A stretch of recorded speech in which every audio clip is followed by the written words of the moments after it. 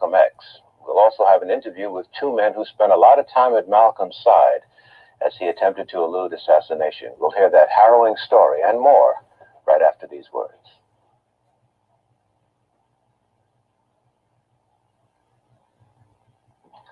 The last 15 months of Malcolm X's life were momentous, a time of tremendous personal development, and a time when opposing forces converged against him.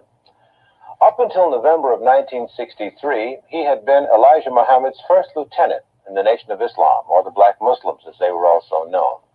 The Muslims were closely watched by government agencies, and Malcolm was a prime surveillance target.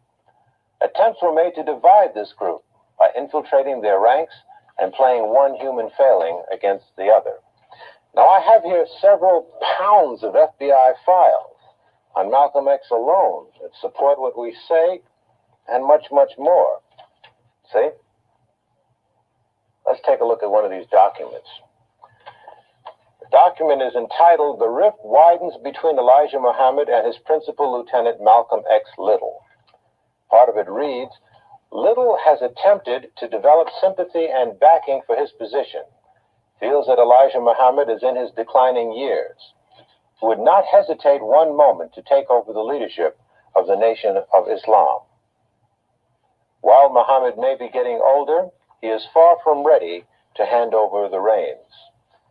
The memo concludes with a statement that reads, "The attached memo, or memorandum, could possibly widen the rift between Muhammad and Little and possibly result in Little's expulsion from the Nation of Islam." Now, these memos were circulated by the FBI during the period when Malcolm had been silenced for 90 days by Elijah for his comments about President Kennedy's assassination in November of 1963. Interestingly, during the same period of silence, the FBI paid a visit to Malcolm's home in Queens and made some fascinating overtures. Now, it just so happens that Malcolm had installed a hidden microphone in his living room and had taped the conversation. And fortuitously, I acquired that recording. One of his aides, Earl Grant, explained how that hidden microphone came to be. I got him in the habit of recording everything. I even had a little portable tape recorder. Used to carry around with me, and so I got all those tapes. And so I told him he should have one at his house. You never know who's going to come by. Even start taping his telephone calls, you know, so he'd have a record of everything.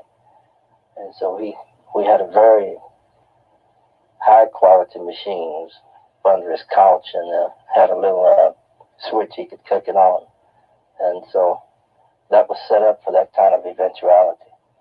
If you ever got any visitors for any kind of reason that he wanted a record of what was said, they'd never know he was taping them. All right, how do you do? With the FBI, you have a couple minutes, like talking? No, a couple of minutes. Your name is Beckwith? Beckwith? Right. And your is Fulton. Fulton. Right. From which, New York. New York, there's only one. Only one here. Is probably what you assumed we came for, to obtain any information you want to give us about the Muslims.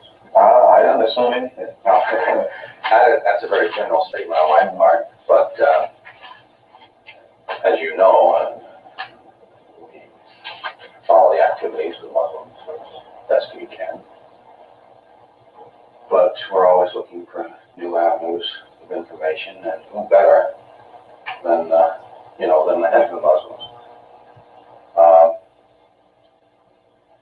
At least up to a month ago or something like that. You're wondering, how's your suspension status? No one knows but Mr. Muhammad. You guys ask him. You're still in the status of now. I mean, you're not working now or teaching now at all. Well, I'm still under the suspension. That's what I'm saying. That's a temporary thing, as far as we know. He's the only one who can give out any information. Yeah. I couldn't say anything beyond what he had said. Yeah. And I think he has said that it's a temporary suspension. I'll be frank with you, one of the reasons we picked this particular time to contact you is because of this suspension. The suspension was brought about by my own doing. Yeah, exactly. But who knows what was in your mind when you did receive the suspension. In other words, bitterness could have entered into it. It would not be illogical for someone to have spent so many years doing something then be suspended. No, it should make him stronger because it makes him realize that law applies to the law enforcer as well as those who are under the enforcement of the enforcer. Well, you've taken nearly a perfect attitude toward the thing, which is almost unhuman, really. I mean, you've taken the attitude that Mr. Muhammad wants everyone to take if he chastises them. Which is fine. I mean, more power to you. But you see from our viewpoint that there's at least a chance, and this has happened with other members of the organization. They're suspended for some reason or other. And we talk to them, and they stand people up there, and they're, of course, cooperative. Why? Because they're bitter. Now, assuming you resume your duties,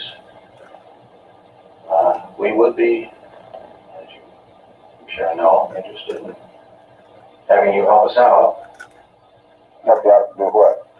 We're always helping out the government. We're cleaning up all of the crime that we help it out more than it helps itself. We're at least able to reform the people who have been made criminal by this society, by the corruption of this society. And any way to help it out other than that, I wouldn't even know how to begin. Well, what we're interested in,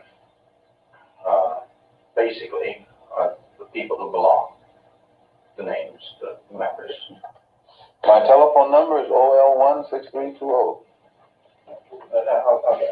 OL 16320. Now, by this suggestion, That's like telling you the sun shines from the east. well, no comment. And the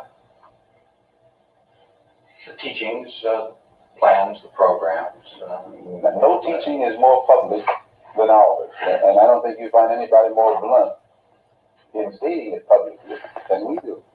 No, exactly. I don't think you can go anywhere on this earth and find anybody who expresses their views on matters more candidly than we do. I can only agree with you. I mean, no, that's right. Yeah, you're right. You do. The main thing is there is a certain area of responsibility. This is getting into our angle of it. What we really want are the names of all those who belong. The names, who they are, the identification. I don't even know them. Do you keep no records? That's not my job. I'm just a preacher. Yeah, but somebody up there keeps the record. I don't know who. I don't have any knowledge of those kinds of things.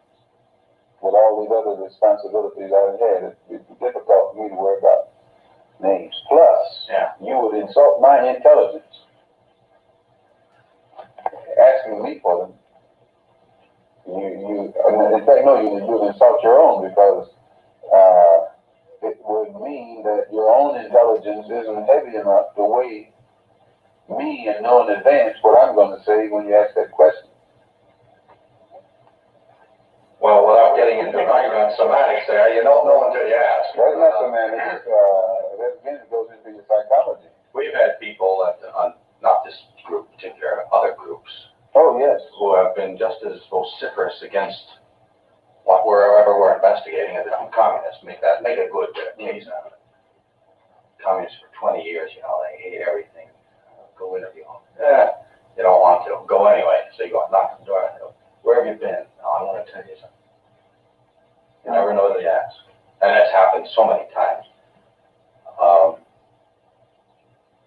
Sometimes your word isn't convinced, but sometimes money brings out the information. I know intend to insult you here. According to Dillon, what's his name, the Secretary of Treasury, this government's money is in such trouble until You can still spend it. still, according to your government economists, the dollar itself is in such trouble, a person would be a fool to sell his soul for one of these decreasing dollars. Oh, yeah, I couldn't agree with you more. You'd be a fool to sell your soul if the dollar was increasing. This has nothing to do with selling your soul. I mean, if you look at it that way, okay. Yeah, But depends on how you look at it. sure. You insult my intelligence when they, not only they insult me, period, if they think I would tell them anything. But it would be good, and I think in many ways it might be of some benefit to your organization. You know, Yes. if in fact we can eliminate people. There's no government agency that can ever expect any information out of me that's in any way detrimental to any religious group or a black group, for that matter, in this country. No government agency. That's fine. Because they should use that same energy to go and find who bombed that church down there in Alabama. Well, And if these government agencies spend as much money and time and energy. you know what somebody in the South is saying today? Few people would go up north, investigate the Muslims with the same energy you're trying to find this bomb here. The Muslims don't bomb churches. I know they say that. But still, the Muslims don't bomb churches. No, if we broke laws, they'd have us in jail tomorrow. Now, that obviously is an audio recording. We didn't have picture available of that interview, so we had to supply some artistic renderings that were done by our graphics artist, Delambe Brass, and also we supplied some photographs, interwove some photographs into that, supplied to us by Robert L. Haggins. Now, it just so happens that we have the FBI report that on that interview, the agent's report of that February 4th, 1964 interview that you just heard. And that report to the head office says, the New York office does not contemplate any additional contact with Little at this time, as there appears to be no benefit to be derived therefrom. Now, despite the turndown, the FBI continued, undaunted, in their constant surveillance of Malcolm and the growing animosity towards him on the part of some members of the black Muslims. By the middle of 1964, the FBI was issuing memos like this, showing their full awareness that Malcolm's life was in serious jeopardy. Quote, in view of recent threats against subject, apparently by Nation of Islam members, the Bureau has requested that local police be advised whenever subject is in their city. Practically every move Malcolm made was being noted by the FBI. Another, subject will definitely not be in Chicago this date, since he is going to Boston and will later be in Washington, D.C. on 6/26/64. Latter two officers advised. And still another memo. Omaha and Chicago should alert police in their cities as to subject's proposed trips. Also remain alert for any incidents between subject and the Nation of Islam. And when he went to Africa later that summer, the FBI received reports of Malcolm's activities over there. This memo reports, quote, Alexandria, Egypt. Malcolm addressed over 800 Muslim students representing 73 African and Asian countries, unquote. We think it important to note the vast sums of American taxpayers' monies that were spent to keep a man under surveillance who was merely fighting for justice for his people. Moreover, there seems a clear question about such intense scrutiny of a man's activities, while at the same time there was such an apparent inability to protect him. There was, however, a small group of men who were loyal to Malcolm, and they valiantly tried to protect his life. We'll hear their story in just a moment.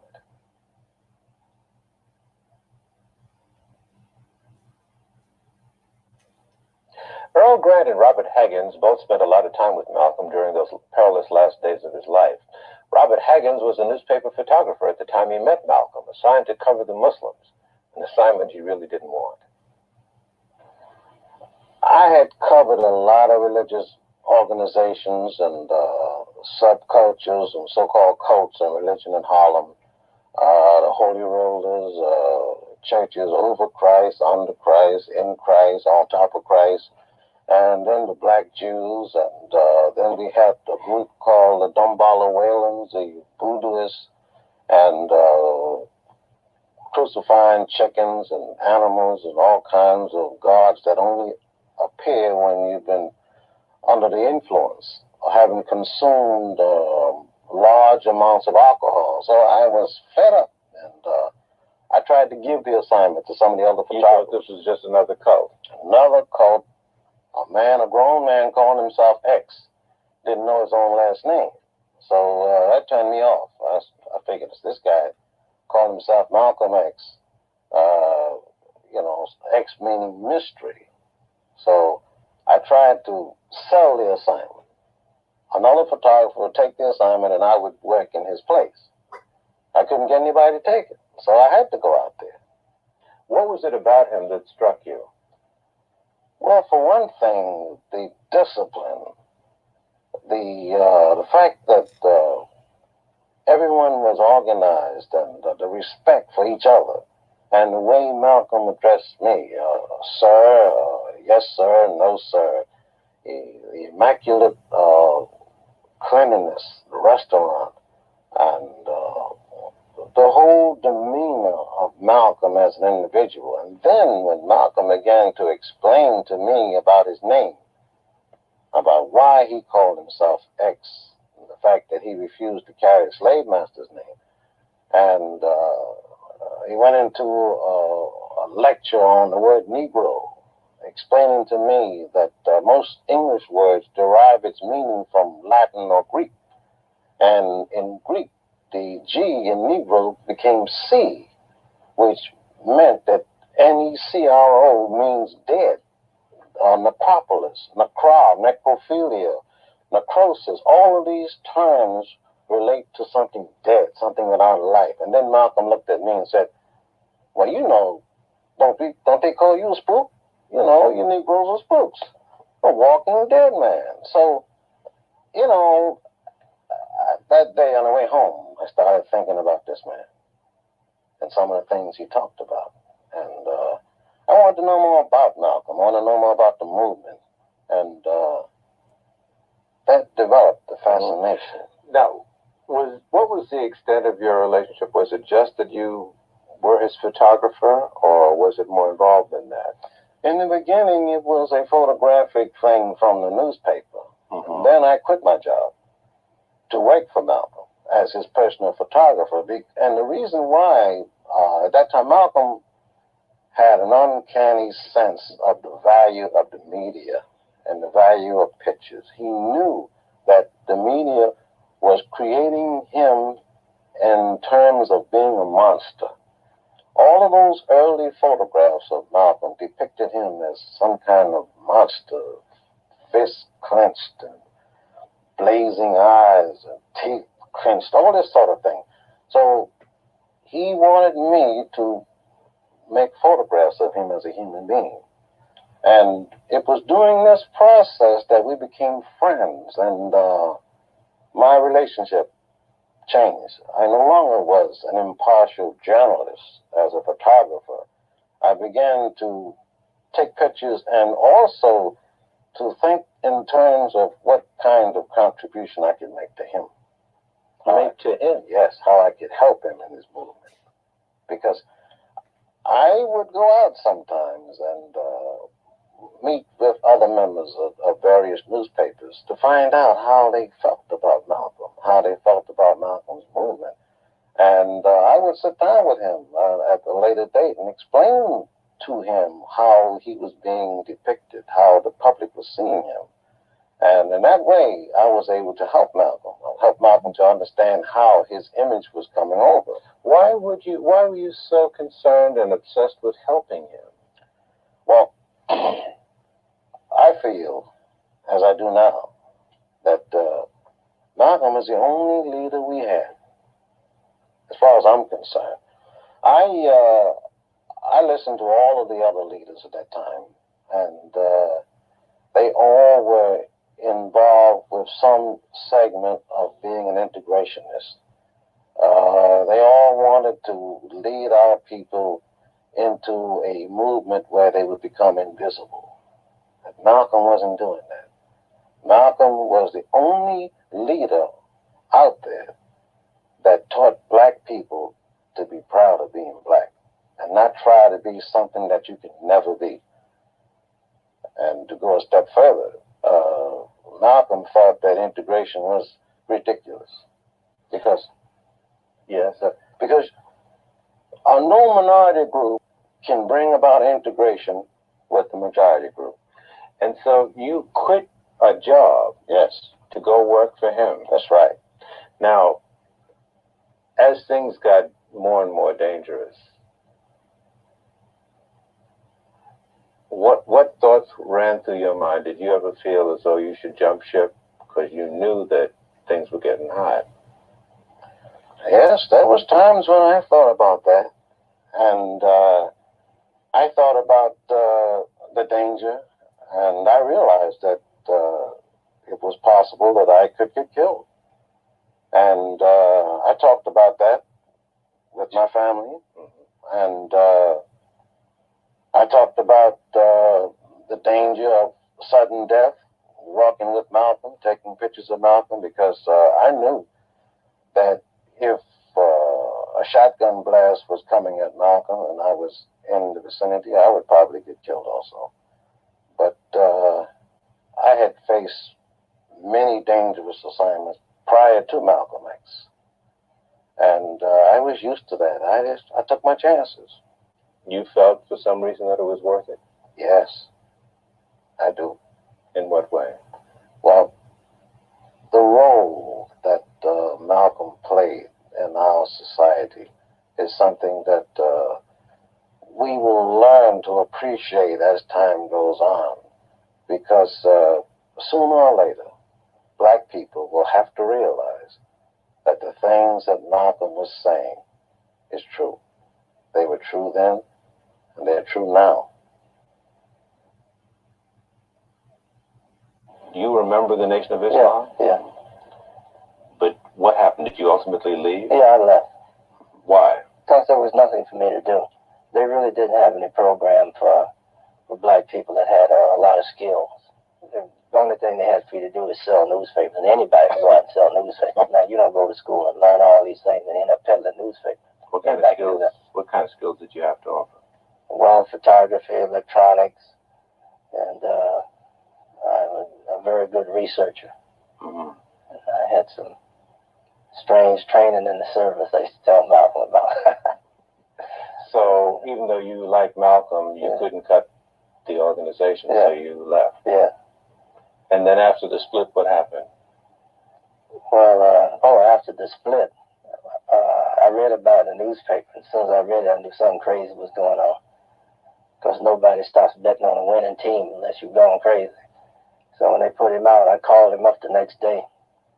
And he was glad to hear from me. So he said he'd like to see me. He had a lot to talk about. So I gave him my address, and he drove over to the house. And we spent the whole day talking about a lot of things that had gone on. And how he found out about a lot of things. And what he planned on doing. He was hoping he could just do the 90 days and then go back, even if he couldn't go back as a minister. He just wanted to be a member of it. But after the 90 days was up, we realized that was never going to take place, so we had to get going. We had a world-renowned figure, no organization, no mailbox, no nothing. So we were playing catch-up most of the time. And we started holding meetings in various people's houses, and then we started meeting in the Audubon, and then there were people who always claimed they wanted to be a part of it, but they couldn't deal with the discipline of the religion, so that's what the OAAU was set up for, give them something to do. And some people came in, a lot of good people came in, and they did some very good work. And then when did the heat really become intense? After he gave the speech down at the Militant Labor Forum. See, when you go around calling white people the devil, they don't mind that. They put you on television, let you come around the college campuses and pay you honorariums. But when he spoke down there, he explained what it meant to be head of the Senate Armed Services Committee, what it means to be head of the Senate Judiciary Committee, all those kind of how the government really functions, not the spookism, but how it really works. And when we came out of the building that night, we were standing there, me, him, and Brother John, waiting for him to bring his car around. And I told him, I said, man, we're in trouble now. He said, what do you mean? I said, well, you just stop talking nonsense and start explaining how it operates. You're not supposed to do that. Because most Americans don't know how this country operates. White or black, they don't have any idea how this country operates. What did he say? Well, he explained how government agencies work, how they work in other countries. No, I mean, what did he say about your remark? Oh, he said, well, something to the effect that that's the kind of organization we're trying to develop where people really understand, that they have to understand things. And so his teachings were becoming less religious and more political and analytical. There was a definite shift away from the religious base. Mm-hmm. Yeah. And then that's when you all became aware that some people wanted to take his life. Right, right. And then I guess your role with him started to change from a researcher and organizer to a bodyguard, huh? Just about, yeah. Very close to it. How would you parcel that out in your work day? I mean, you had to work to feed yourself. Yeah, when I had a night job. And so other brothers would be with him in the evenings, and I'd be with him and some other people during the daytime. And how do they phrase it? You carried some heat with you. Well, Malcolm said if you thought it was going to rain, you should have your raincoat with you. And so everywhere he went, you were with him. And not everywhere, but most of the places. Yeah. And you would sort of arrange to meet at places every morning. Right. And then you'd be with them throughout the day. Yeah, we try to stay with him everywhere. Were you involved in a lot of those confrontations that we read about? Oh, yeah. There's one at Adam Clayton Powell's church. That's when he spoke to the Domestic Peace Corps, I think it was. And when we were there, there was some commotion outside. We looked out, and there were a lot of the people there from Elijah Muhammad's group. And so the brothers were getting kind of getting warm under the collar. So I talked to them, quiet them down. I said, as long as they just stand out there and look ignorant, let them stand out there and look ignorant. And I told Malcolm they was out there, and he said, well, just keep your eye on them. And when we left, we went up to 135th Street, and we crossed the street, and used to be a shoe shine stand there. And Bumpy Johnson was sitting up in there getting his shoes shined. And we come across, he looked out, he jumped down, ran out and grabbed Malcolm's hand. He said, hey, brother, we've been reading about you here, you got some problems. He said, yeah, I kind of have some. He said, so Bumpy told him, he said, well, you know how to handle that, man. All you got to do is make a phone call, and that'll be taken care of. That's what he told him. Me and Malcolm were standing there. I think Benjamin may have been there, I'm not sure. So they talked for a while about the old times.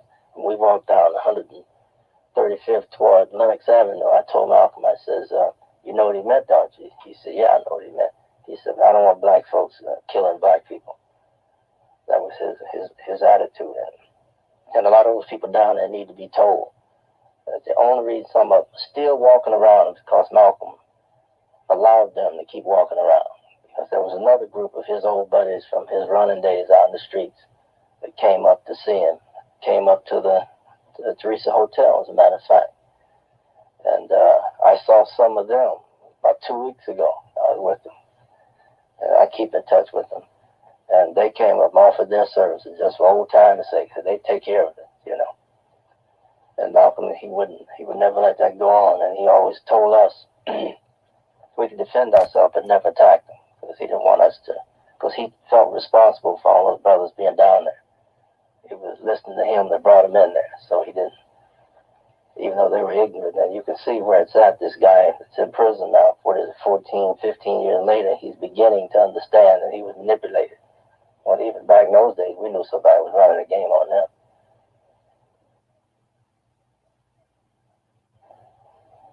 What role did the police play in this, when all these people were after him, all these attempts were made on his life, where were the police? Well, there was an attempt in Los Angeles. I wasn't there, but he told me about it. That's when they had that high-speed chase. And there was no police around that I ever heard of. The only time I ever saw the police do anything for Malcolm was in Philadelphia when we were down there. And we were in the hotel after the meeting. And I think the police were downstairs. These were all black policemen. I didn't see any white cops. The police were downstairs at the door. They were in Malcolm's hotel room. They were outside. They told me they were on both sides. They had the rooms on both sides and the room upstairs open.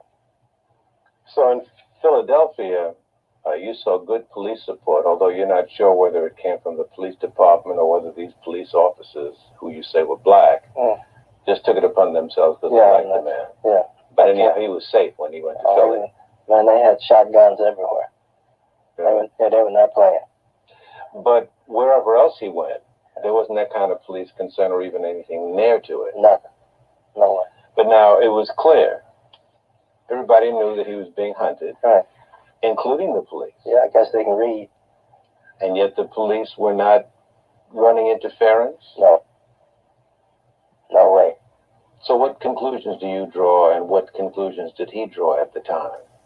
That whoever it was, well, like the thing in France, he couldn't land there. He knew that there's nowhere in the world the Muslims could have arranged that. The French government didn't take orders from Muhammad, from nobody else for that matter. So he knew it had to be somebody way up higher than the average run-of-the-mill person, even the local police department. They couldn't have pulled off anything like that. And I guess they're the same forces that got rid of John Fitzgerald Kennedy. He had Secret Service all around him, but that didn't protect him. You see? Who can get better protection than the president? One would have thought. Yeah, one would have thought that. If they could get him, we wasn't looking for any help from anybody. This is a tough world. It's a risky world. You have to take chances.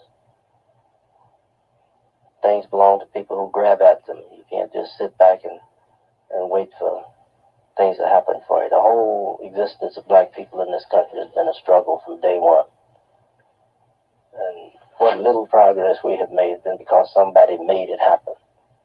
It isn't because of the way we part our hair. That's not the reason it's done. Somebody had to make it happen.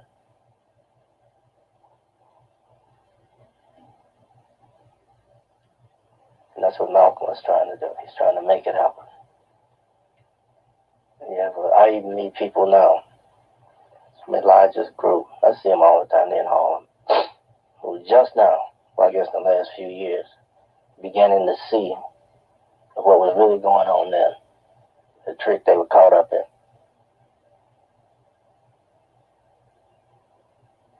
What kind of an attitude did Malcolm himself have about all these things that were going against him, even though all the man was trying to do was do right? What was his attitude like? Oh, we had started, so we had to continue. We couldn't turn back. We had to go as far as we could with it. And then the next generation could take off from there. He knew that was all she wrote. Oh, yeah. So none of us were planning on dying of old age. I mean, we hadn't even thought about that. One of the reasons why insurance wasn't important to us and all that kind of stuff. You're living so fast, man, you don't have time to think about a lot of things. It's a fast life where people are hunting you all the time. You never know who's going to be after you next.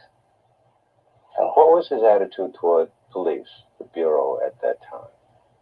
Oh, I don't think we really ever discussed it. Well, we didn't. It was just taken for granted, though, that they were not a source of protection. No. That kind of situation, you look out for yourself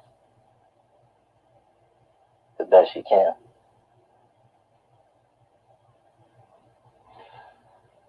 Is that why he went through such great lengths with both of you, I guess, to put down a record? You, Earl, you recorded a lot of his speeches. Yeah. And Bob, you were taking pictures. Yeah.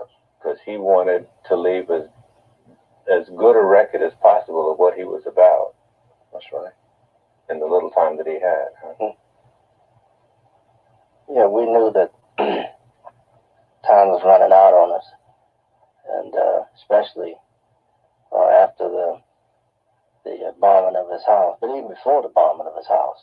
We used to be standing out there on 125th Street in front of chock full of nuts, and Joseph, the captain from down there, used to come around that old station wagon they had. He had Norman Butler sitting in the right seat right by him. He'd point us out to him, to Butler. And he'd come up there one day and he's pointing us out. So I walked right over to him. I said, get a good look.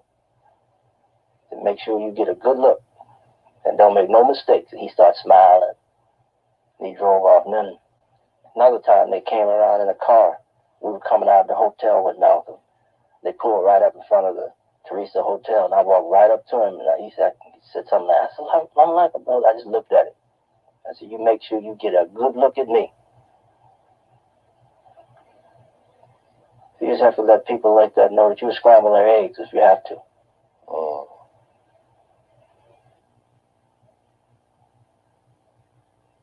What happened that day? Your role normally at the Audubon was to record his speeches. Yeah. And so you were setting up that day? I'd already set it up. And what happened? Set up before he got there. Mm-hmm. And when he got there, what did he do? Well, we stopped in the back and talked for a few minutes. He looked around. How'd he look? Haggard, worn, like he'd aged 10 years in the last week. And so we went on into the back of behind the stage of the Audubon. And he's sitting back there at the table. And there were 4 or 5 people back there with him. And we were talking about getting it started. I kept telling him he didn't even have to make a speech. Let's get him out of there. But he wanted to make it anyway. And so Benjamin said he would open up. And he sent me out to call Ralph Cooper. I was going to call Ralph Cooper. He was supposed to have been there, supposed to be hitting up some kind of fundraiser for Malcolm after his house was burned. And I told him, well, let somebody else go out and make a phone call, man. I don't go around making phone calls. The women do that. But he insisted that I do it. And he was just adamant about it. I had to go make the phone call.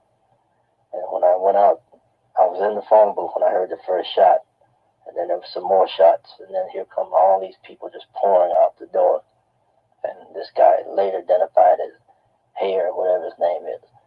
He was running out, still had the gun in his hand.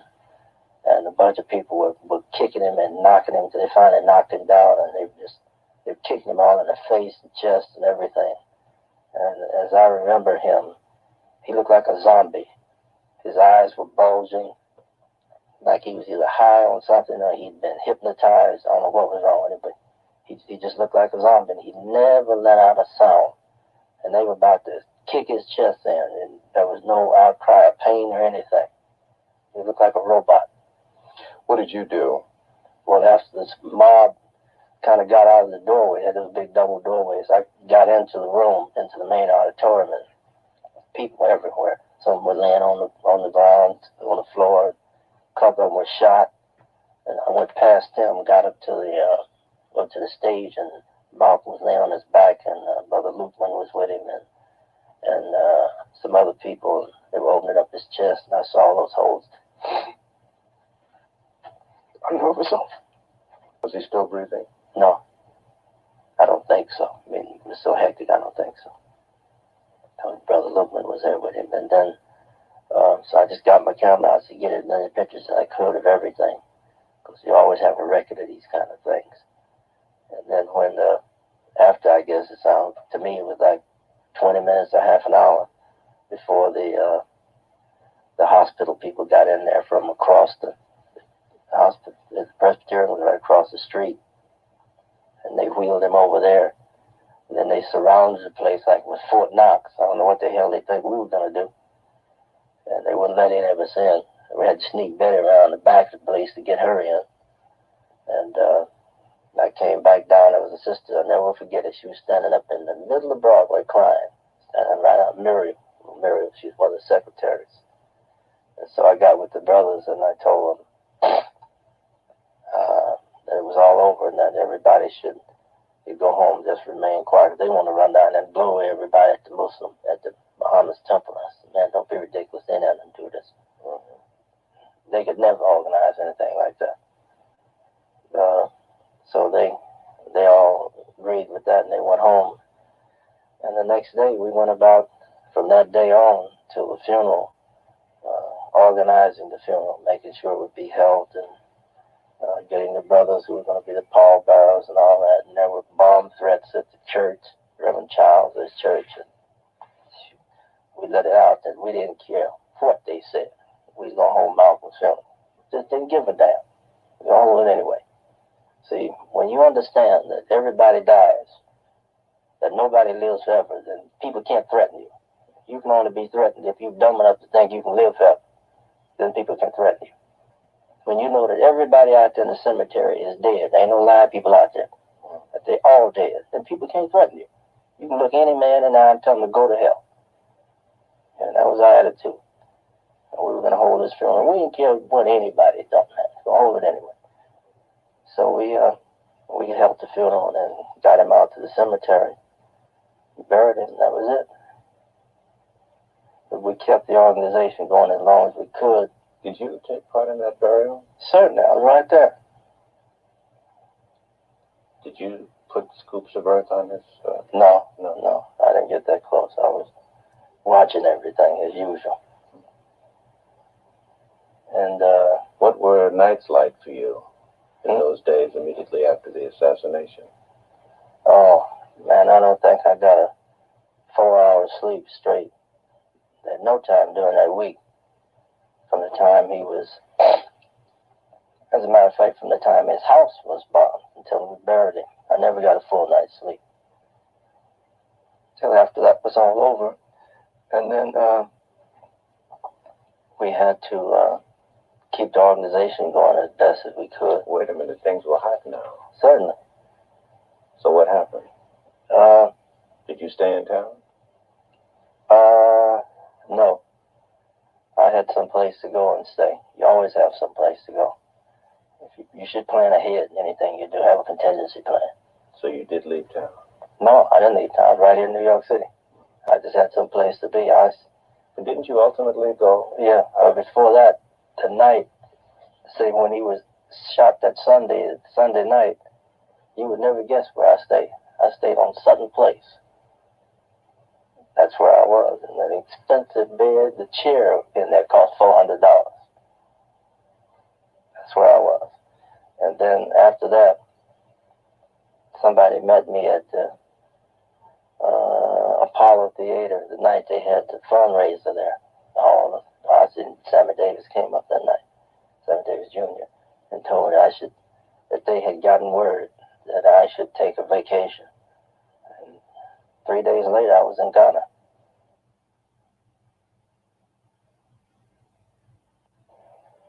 Why have both of you agreed? I've been after both of you men for a long time to get you in front of a camera to talk about this ugly chapter. What made you finally decide to talk? Well, I don't like to remember it because it was good times, but the way he died was a very painful part of my life. I don't like to remember it. Maybe it will inspire some of these young people to learn about Malcolm, find out what he was trying to do, and to continue to struggle, because that's, in my view, that's the best thing they can do to help themselves in this mess over here, and learn the strict discipline he had, the toughness of mind, not to be taken off by all of the negative attractiveness of this society, the drugs, this noise that people call disco, and all of the other deceptions that you find in this country. These kids have really got to, the ones that are still capable of doing it, really begin to turn themselves around and look inward for inner strength, because there's nothing outside. The strength comes from inside, and it comes from understanding who you are and what you're about. Somebody might say, why would you focus so strong on this man? You know, was he the only hope, really? Well, now possible that all of this hope could reside within one soul? my knowledge of the history of human beings is from time to time, rare people are born, like Genghis Khan, Gandhi. There are people that stand out in history, like Akhenaten in ancient Egypt, and they seem to personify all of the hopes and aspirations of a whole nation of people. You see it appears in one human being. And when that person appears all around them, they have to support him because he can't do it alone. Like all of these people had to support Gandhi, or India would still be a colony. And they killed him too. And that's where you place Malcolm. Oh man, he was a historic figure. He was a holy man. That's one of the reasons he's not alive today. If he hadn't been so pure and kept us and a lot of other people that way, we probably could have kept him long. We could have kept him alive longer, maybe not forever. We could have done it. But we were never allowed to touch anybody unless in defense. Other than that. And these other people I told you about that offered to assist him, he would not permit it. He was really a holy man. He was too clean to be kept alive in this country. Couldn't do it. How do you feel, Bob? I think Earl has echoed my sentiments. I think that the reason why I decided to come here now is because it's time. You see, young black people out there are looking for leadership. They're looking for motivation, some kind of inspiration. And it's up to us to provide that for them, to let them know that the only solution to the black problem is not to force yourself on somebody else, to stop begging and knocking at the door and chasing white people all over the globe. It's time to stop and reassess your own values as a human being, and to set proper goals, to learn organization, to learn research techniques, to look at organizations, to organize to solve your own problems. Is there some way in which, in understanding his life and death, it'll be of help to us today?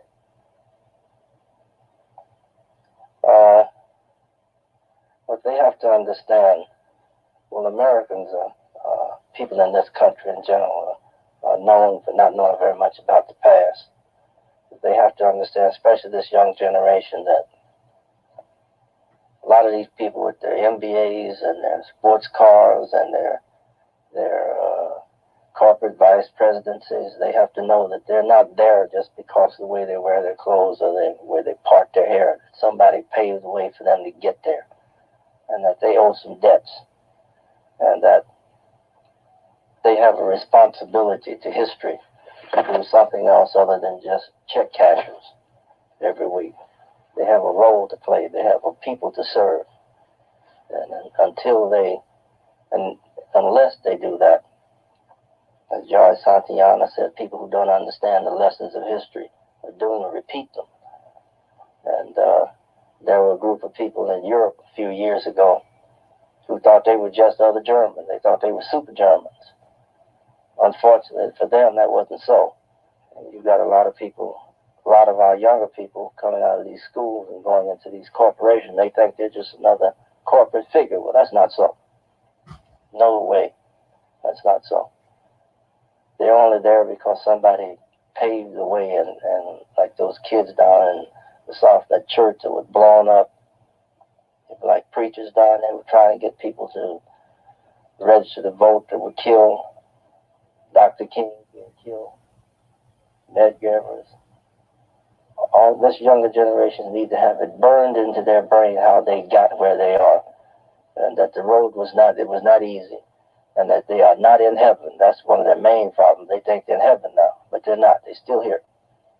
They got a long ways to go. And there's this book entitled The Choice. There's an article in there where he talks about a study in 1970 by the U.S. Navy. What would be the attitude of white people in this country if black folks were beginning to be systematically suppressed like the Jews in Germany? And the study pointed out that most white people wouldn't care. I mean, that's a horrifying thought for me. I mean, really, really disturbing that anybody would even think to conduct a study like that in this country is scary. But that was the conclusion of it. If they started rounding up black folks and started making them disappear from the city, most people wouldn't care. They wouldn't care. That's what the study said, that they wouldn't care. Do you anticipate running into anybody close to this caliber man in the rest of your life on No. this planet? It only happens once in a while. Like we had a Toussaint down there in Haiti. We had some of the Santihinis over there in Ghana. We had a John Fitzgerald Kennedy. You look at Washington today and there's no replacement for him. These people only happen every now and then. And that's interesting. You had a young white man and a young black man who tried to make the kind of changes that this country needs. And they were both eliminated. Then you had the man of peace was eliminated. So that tells you that the people who run this show don't plan on making any changes anyway. Do you think there's a connection between those assassinations and the people who run this show, as you say? Absolutely. Do you regret your years with Malcolm? Not a single day. Not 1 second. None of the brothers do.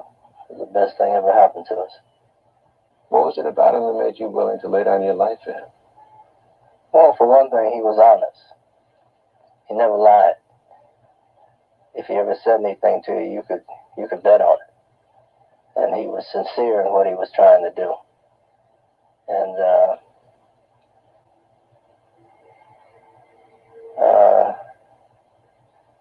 I guess I really never thought about things like that. We didn't take time out to think about things like that. We had something to do, so we did it. With just a few of us, Luke, myself, Brother John, Brother Ivory.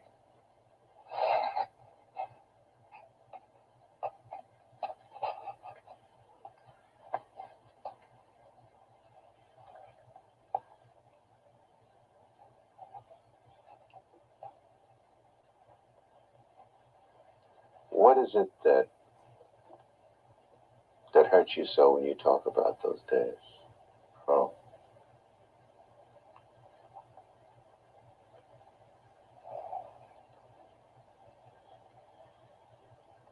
It was a chance to really be somebody.